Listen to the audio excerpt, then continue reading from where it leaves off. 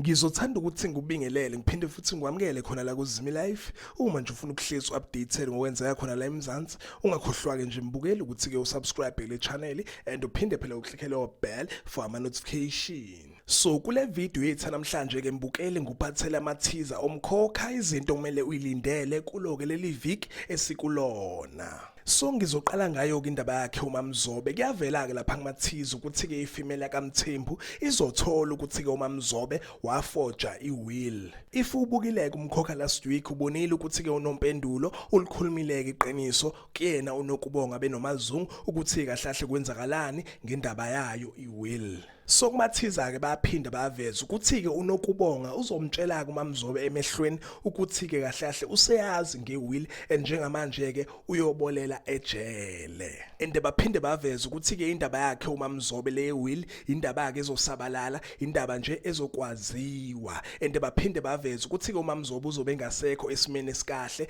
ngenxa phela ukuthi uzobeke se-exposekile. Ende okunye abaphinde bakuveza kumathiza baveza khona ukuthi ke uMaMzobe uzotshela ungema ukuthi akathathe imali yebandla efake ezikhwameni ehambeke yoyifihla njengoba ke phela iqiniso lizobe selaziwa.